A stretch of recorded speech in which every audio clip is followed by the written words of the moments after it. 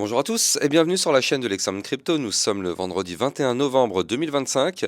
Actuellement, il est 7h33 et on va faire le point sur la situation du Bitcoin. On va regarder les news, les actualités, on va regarder les indicateurs. Vous allez voir que on a été chercher quand même un gros cluster de liquidités. Allez, on va regarder ensemble ce qui se passe et ce qui pourrait se passer par la suite.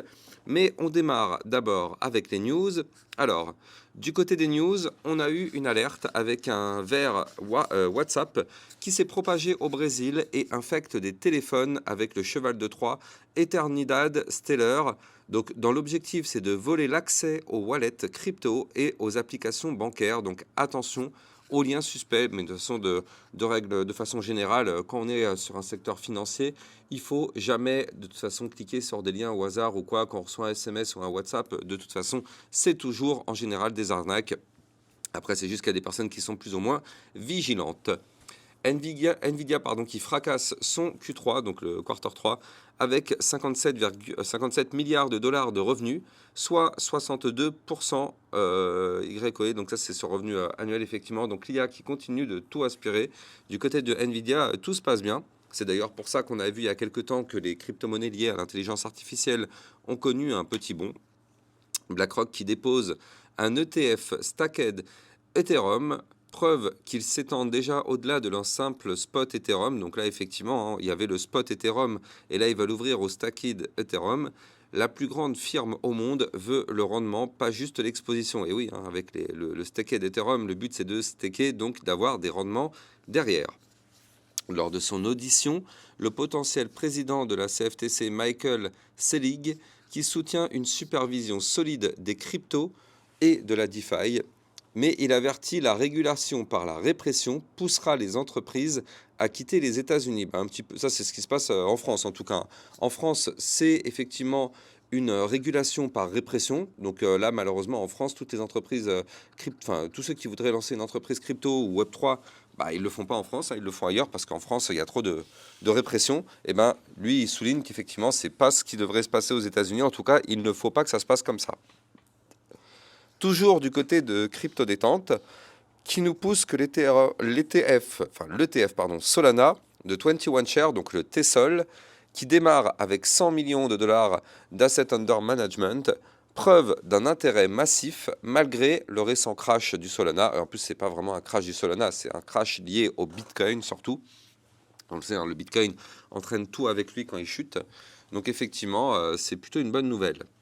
Metaplanet qui prévoit, ah oui, alors ça c'est important, Metaplanet prévoit de lever 135 millions de dollars via des nouvelles actions préférentielles pour accélérer sa stratégie Bitcoin. La société veut renforcer son trésor entièrement orienté Bitcoin. Rien que ça.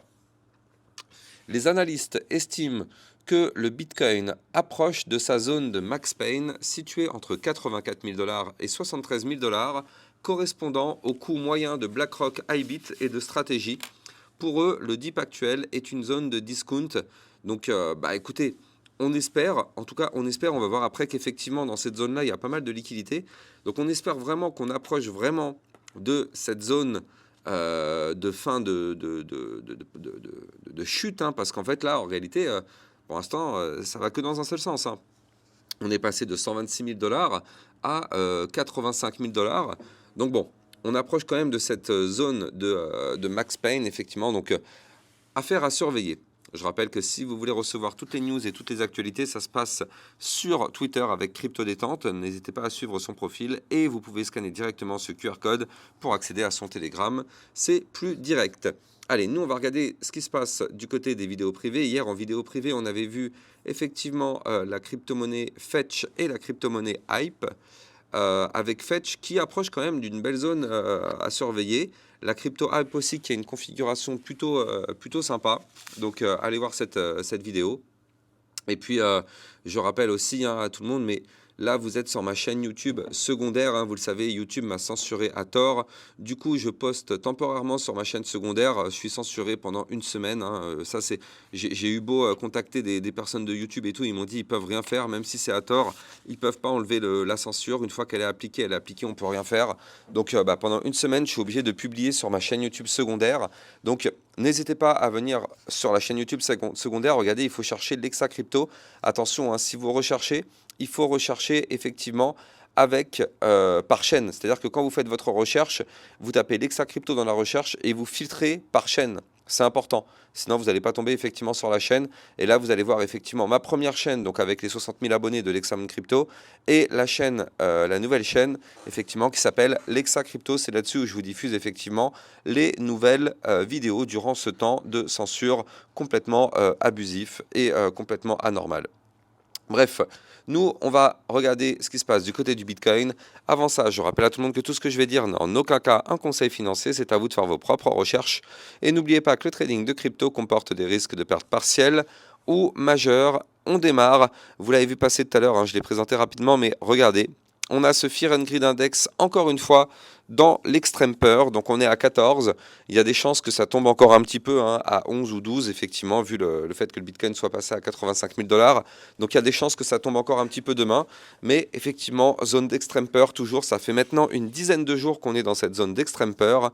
Du côté du Bitcoin, donc est-ce qu'on serait plus proche d'une zone de bottom ou est-ce qu'on peut aller chercher des points encore plus bas? Bah pour ça, il faut absolument qu'on aille regarder cette map de liquidité, mais avant d'aller regarder la map de liquidité, on va jeter un coup d'œil aussi au passage sur le jeu Lexa Predict. Donc actuellement, on a Seb en première position, suivi de Toto BTC et Danto. Donc là, effectivement, vous le savez, vous pouvez vous aussi jouer sur Lexa Predict. Ça se passe sur votre téléphone portable. Vous téléchargez l'application sur iOS et Android, Lexa Predict. Tous les jours, vous avez juste une prédiction du Bitcoin à faire au niveau du prix. Et le lendemain, vous allez voir effectivement si vous avez gagné des points ou pas. Et à la fin, ça permet de gagner effectivement des récompenses dans le jeu. N'hésitez pas, vous avez effectivement la possibilité de télécharger sur votre téléphone iOS et Android, c'est Lexa Predict. Alors, on l'a vu tout à l'heure. Du côté de la map de liquidité, effectivement, vous le voyez, on est venu commencer à grappiller. Ici, on avait, vous le voyez, hein, c'est encore tracé là, on avait un premier cluster à venir chercher à 85 607 $. Et donc ici, on est venu chercher un premier cluster de liquidité. Donc là, c'est plutôt pas mal, hein. Alors après, il faut quand même se méfier, il faut quand même être très prudent parce que si vraiment on veut aller chercher au bout des clusters, là, on a tout ce cluster qui continue, qui s'étend jusqu'aux 76 000. Et après, on a un deuxième énorme cluster entre les 73 700 et les 68 000. Donc attention, hein, à ce que le Bitcoin n'aille pas chercher ces liquidités-là. Parce que s'il va chercher ces liquidités, ça voudrait dire qu'il pourrait tomber jusqu'à 68 000, 67 000 $. Donc prudence extrême. Prudence extrême. Par contre, au nord, regardez, on a cet énorme bloc de liquidité qui commence à 126 000 et qui s'étend, on va dire, jusqu'aux 147, 150, voire même 155 000 $. Donc bon, là, on a quand même pas mal grappillé les liquidités au sud. On a vu qu'il en reste encore des grosses, donc prudence, hein, prudence extrême quand même. Mais bon, au bout d'un moment, ça va, quoi. Les chutes, ça va pas non plus chuter sans fin, hein. À un moment donné, il y aura forcément un rebond. Et donc justement, c'est ce qu'on essaye de détecter. Donc là, malheureusement, du côté du Bitcoin, vous le voyez, hein, on continue malheureusement, on continue la descente. Et moi, ce que j'aime pas trop, c'est ça. Ça, on va pas se mentir. Alors, on est en vue hebdomadaire là, à l'heure qu'il est, hein. On est en vue hebdomadaire, mais on va pas se mentir, c'est délicat. C'est délicat parce que, effectivement, on a une situation avec une potentielle cassure. Alors, avant de continuer les explications, je rappelle à tout le monde que tout ce que je vais dire n'est en aucun cas un conseil financier, c'est à vous de faire vos propres recherches et n'oubliez pas que le trading de crypto comporte des risques de perte partielle ou majeure. Donc là, du côté de ce Bitcoin, vous le voyez ici, on a une tentative, alors je dis bien le mot-clé tentative, on a une tentative de cassure de la zone de consolidation long terme. C'est-à-dire que là, depuis le mois de novembre 2024, donc ça fait un an, on est au-dessus des 91 139. Donc, très bien, c'est un niveau clé de support majeur. Donc effectivement, pour l'instant, on est au-dessus de ce niveau clé. Parfait. Maintenant, le problème, c'est que là, vous le voyez, en vue hebdomadaire, actuellement, on est en dessous. On est en dessous, mais attention, on est vendredi et on sait que la clôture de cette bougie aura lieu dans la nuit de dimanche à lundi. Donc là, effectivement, aujourd'hui, on est en dessous, mais tant qu'on n'a pas la clôture, on ne peut pas dire si oui ou non ça va casser. D'ailleurs, dites-moi en commentaire, est-ce que vous pensez qu'on va clôturer en dessous ces fameux 91 139 ou est-ce que vous pensez qu'on va réussir à réintégrer et clôturer au-dessus? Ce qui est sûr, c'est que si on clôture en dessous, ce sera quand même un signal délicat. Ça, par contre, c'est clair que ce ne sera pas du tout une bonne nouvelle de clôturer en dessous. On va pas se mentir, c'est un range qu'on protège depuis maintenant plus d'un an. C'est sûr que si on perd ce range, alors oui, là, ça pourrait être vraiment une mauvaise nouvelle. Et ça voudrait dire que potentiellement, le Bitcoin aurait envie d'aller rechercher des points encore plus bas. Donc effectivement, prudence. Prudence extrême par rapport à ça. Maintenant, on le sait aussi, on a quand même un Bitcoin qui retrace, mais regardez, en hebdomadaire, là, on est à 35 de RSI. Je rappelle que la zone RSI hebdomadaire de survente, elle est là. Elle est ici, c'est le bloc que je vous dessine actuellement à l'écran. Voilà, ça. Ça, c'est la zone de survente. Donc là, on est quand même proche de cette zone de survente.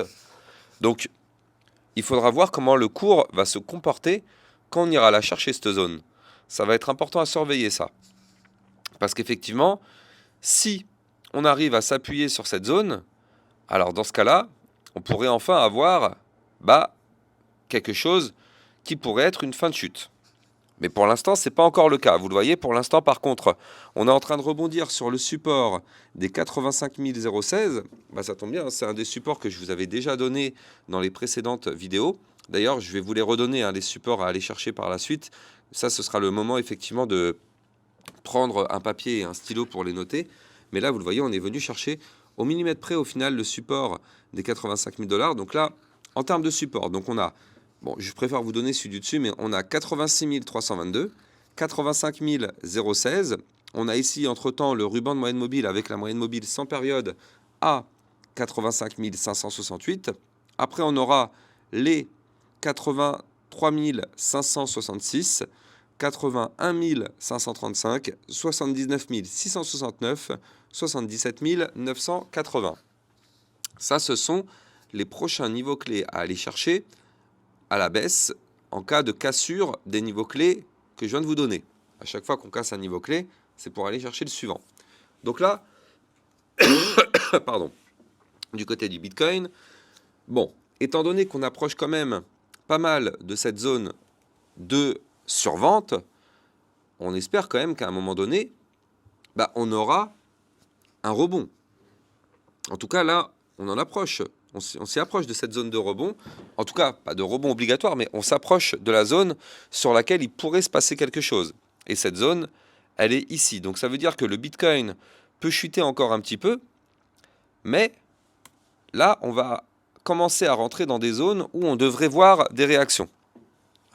Donc peut-être pas cette semaine, mais peut-être la semaine prochaine, on pourrait commencer à avoir une réaction. Soit, on a une réaction de rebond, ou pas forcément de rebond, mais de latéralisation. Et donc dans ce cas-là, ça voudrait dire qu'on pourrait mettre fin à la chute. Ou bien on a le rebond, ou bien malheureusement, on continue de chuter. Mais bon, vu que là on est déjà dans la zone de survente, on peut chuter, mais normalement on ne devrait plus trop chuter. À part si il se passe quelque chose qui est un peu anormal par rapport à tout le reste. Mais normalement, cette zone-là devrait être une zone dans laquelle on devrait trouver quand même un rebond ou une latéralisation. Ça, c'était pour la vue long terme. La vue un peu plus moyen court terme, par contre, regardez, on est en plein dedans. On est déjà en plein dans la zone. Regardez, on est déjà en plein dans la zone de survente. Donc c'est pour ça que je vous dis, là, actuellement, on est à combien? On est à 23. On est à 23 de RSI en vue jour. C'est incroyable. C'est incroyable. Donc là, en fait, du côté du RSI en vue jour, on est déjà dans une zone sur laquelle on pourrait avoir un rebond. On pourrait. Alors, de toute façon, tant qu'on est dans cette zone qui est là, voilà, ça, c'est une zone de survente. Donc, tout ça, c'est une zone qui pourrait effectivement être défendue. Maintenant, c'est pas parce qu'on est au début de la zone qu'on va avoir un rebond tout de suite maintenant. Là, vous la voyez, cette zone, elle s'étend jusque-là quand même. Ne soyons pas naïfs. La zone s'étend jusque-là. On est actuellement en haut de la zone ici. Donc là, il y a de la place pour tomber encore un petit peu. Mais, en toute logique, encore une fois, ce ne sont que des probabilités, mais en toute logique, on devrait avoir, comme je l'ai dit tout à l'heure, une réaction dans cette zone-là. Si on n'a pas de réaction dans cette zone-là, c'est qu'effectivement, le marché n'est pas racheté, et ça, ce ne serait pas forcément une très très bonne nouvelle. Du côté du secteur, c'est clair que c'est pas top. Mais bon, encore une fois, on prend des pincettes, on n'a pas de boule de cristal, on ne peut pas savoir ce qui va se passer dans les prochains jours. Donc effectivement, on reste bien sûr prudent.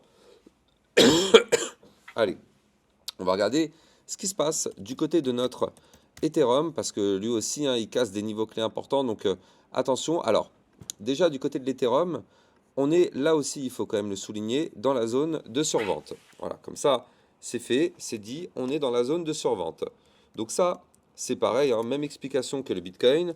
C'est une zone dans laquelle, effectivement, on pourrait trouver quelque chose comme un rebond ou une latéralisation. Maintenant, après, encore une fois, c'est pas gagné. En tout cas, là, on est quand même dans une zone ici proche d'un support majeur à 2723 $. Ce support, il a intérêt à réagir. Ce support, il a intérêt à protéger la chute, parce que si on casse ce support, ce serait une porte ouverte pour aller chercher les 2619 ou encore les 2555. Donc effectivement, là encore, prudence extrême. Prudence extrême sur l'Ethereum. On est dans la zone de survente côté moyen terme. Côté long terme, on n'est pas encore tout à fait dans la zone de survente. Regardez, on est actuellement à 38, donc il y a encore un peu de place pour chuter encore un petit peu. Mais tout de même, il faut quand même voir un truc du côté de la vue long terme sur l'Ethereum, c'est que le bas du ruban de moyenne mobile, il est ici. Vous le voyez, on a un bas de ruban à 2565. Alors, avant de continuer, je rappelle que vous pouvez trader ces crypto-monnaies sur Bybit Europe, la plateforme de trading européenne qui vous propose, grâce à mon lien de parrainage, un bonus qui peut aller jusqu'à 5030 $ en fonction de votre dépôt. Plus ce dépôt est élevé, plus le bonus sera élevé. Et je rappelle que pour être éligible au bonus, il faut faire au moins un trade sur cette plateforme. N'hésitez pas, vous avez le lien en description de vidéo. Donc là, du côté de l'Ethereum, effectivement, on a un ruban de moyenne mobile. Vous le voyez, on l'avait réintégré ici, ce ruban. À partir du moment où on réintègre par le haut, la target théorique, c'est d'aller chercher le bas du ruban. Donc nous, on a un bas de ruban qui est ici à 2577. Donc ce bas de ruban pourrait être effectivement une zone où la chute pourrait se terminer. Et oui, parce que là, c'est quand même un bas de ruban, c'est quand même une zone stratégique. Ça voudrait dire qu'on est aussi dans la zone de survente du côté du RSI. Donc là, ça ne veut pas dire que ce sera le bottom, je ne sais pas ce que je suis en train de vous dire, mais je suis en train d'essayer de vous dire des zones sur lesquelles on devrait trouver des réactions. De toute façon, vous le savez, personne n'a de boule de cristal. Sinon, si une personne savait à l'avance ce qui se passe sur le marché, la personne serait déjà multimilliardaire. Or, personne n'a de boule de cristal. Donc là, du coup, on ne fait que essayer de détecter les zones sur lesquelles il peut y avoir une réaction. Et après, soit il y a une réaction et tant mieux, soit il n'y a pas de réaction. Ça veut dire que cette zone, le marché n'en veut pas. Et le marché voudra une autre zone. Et donc nous, on va essayer d'aller détecter la suivante. C'est comme ça que ça fonctionne malheureusement. Voilà. Si c'était aussi simple que ça, et que là, on pourrait tous détecter des niveaux clés, ce ne serait pas le même délire. Mais ce n'est pas, c'est comme ça que ça fonctionne. Bref, en tout cas, n'hésitez pas vraiment à vous abonner sur la seconde chaîne YouTube. Vous le savez, ça va participer effectivement au fait que cette deuxième chaîne grandit. Et donc, n'oubliez pas aussi d'activer la petite cloche sur le côté sur cette chaîne YouTube secondaire. Comme ça vous permettra de recevoir les notifications de mes prochaines vidéos. En attendant, je vous souhaite de passer une bonne journée. Je vous dis à plus tard. Ciao, ciao. Bitcoin, Ethereum, you know the drill. Lost it all but came back with the skill. I lost it all but now I'm back. Crypto millionaire, that's a fact. Diamond hands through the crash. Now my wallet's looking stacked. Digital money making me soar. Learn my lessons, played it smart. Crypto king from the start.